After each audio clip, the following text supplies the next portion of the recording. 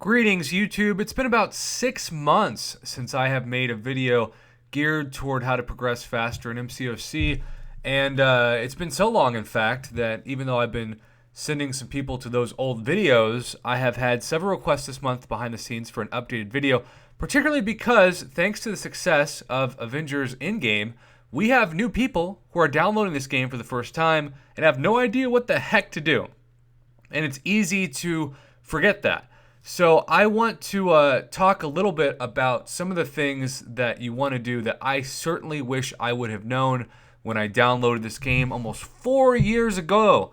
And I would like to think that even if you have been playing the game for a while, there are still some things I'm going to cover today that are going to help you, the advanced or intermediate player. So I hope that this is beneficial. I have written down a list of points next to me on my handy dandy notepad, and I'll try to cover about half of them in this video and then maybe the other half in a future video. I don't want this thing to be 20 minutes long, so let's try to be as efficient as possible and jump right into it.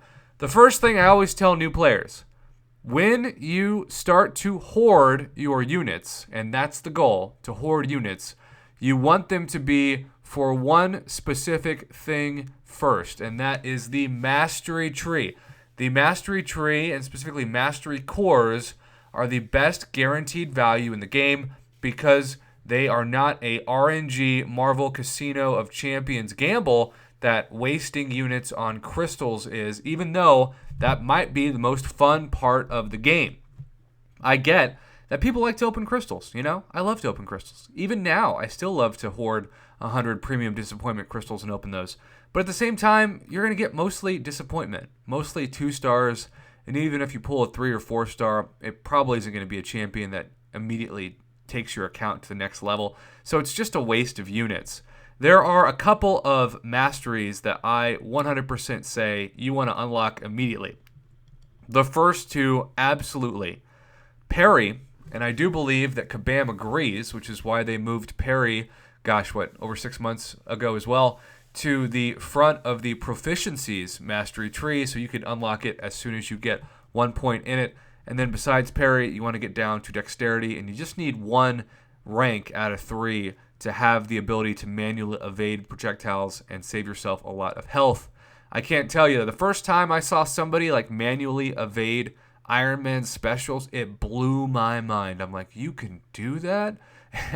I hate to say this. I was probably like, I don't know, a year and a half into the game too. It's not like it was week 1. So yeah, besides that, I just got to say, in terms of the mastery, and my mastery tree is subject to change because I'm going to try out suicides for the first time soon.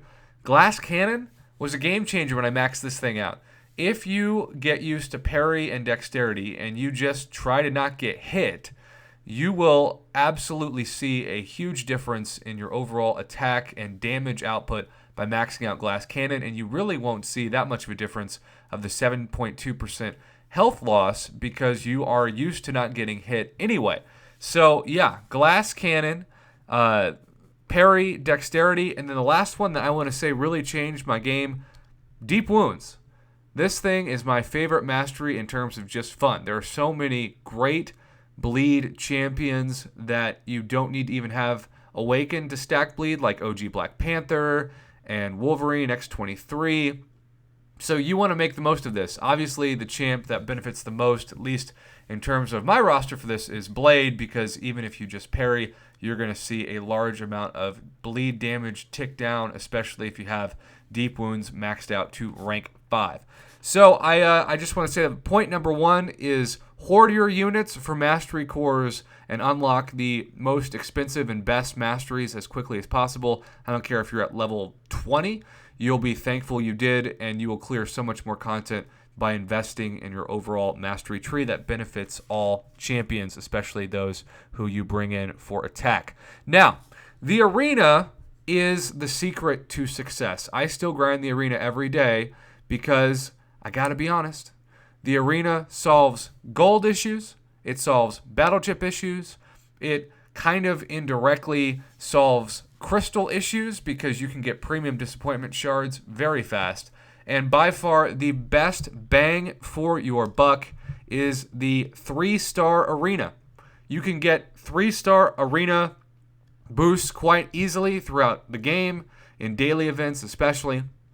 And on top of that, unlike, say, the 4-star or certainly 5-star featured arena, which take a certain metric and a certain amount of champions to continue what we like to call the infinite streak in the community, a 3-star arena is very simple. You just need to have maxed out 3-star champs to guarantee yourself the most points after you get an initial win streak of 5, because you'll get that 3 times multiplier, and every time you use a trio of maxed out 3-stars, you will continue to see very favorable matchups that quickly get you enough points in the milestones to get bonus units, battle chips, which will then turn into more units, and then of course gold, and certainly the premium disappointment shards.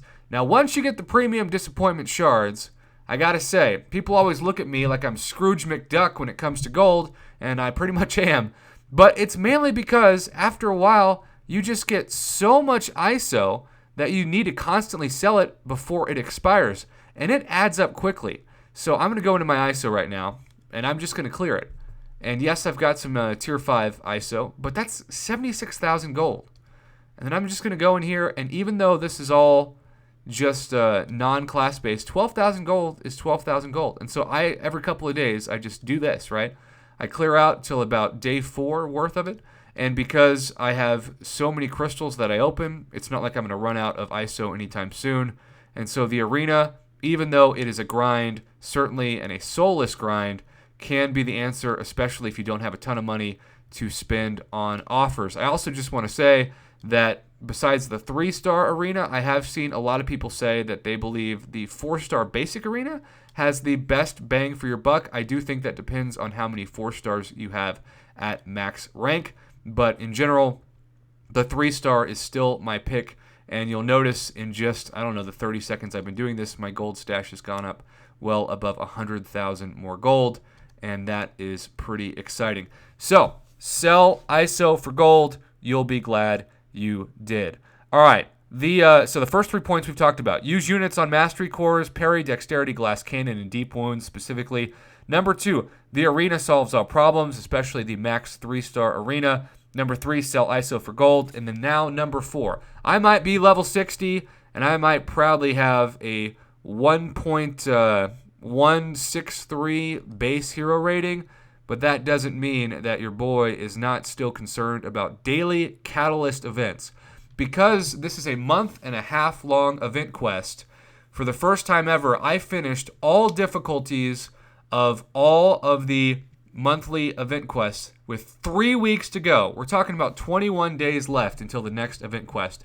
And I've got a bunch of energy to burn. So I'm going to go to my inventory, and I'm going to look at my catalyst. And I'm going to see that, for instance, today is the Science Catalyst Day, and I need 1 more Tier 1 Science Catalyst to max that out, and 3 Tier 2 Science Catalysts.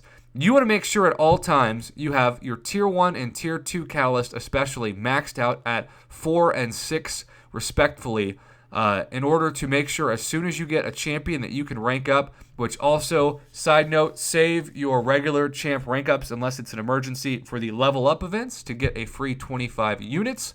But I'm right now just chilling, bringing in my rank 5 5-stars and my rank 2 6-stars into this old school catalyst event where I am going to enjoy building up back up to 6 my Tier 2 Science Catalyst, and then I'm going to go for the Tier 1 Science as well for that ending. It's going to be very easy, and the nice thing about the Tier 1s, and especially the Tier 2s, is that after 100% complete, you are guaranteed at least 1, but hopefully 2 fully formed Tier 2 class catalyst of that day. In this case, it's Science.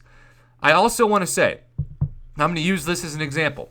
One thing that I still have to remind myself of is that even if you're on the beginner difficulty, there are still times where certain paths of certain events, even if it's beginner difficulty, will have level 1 revives.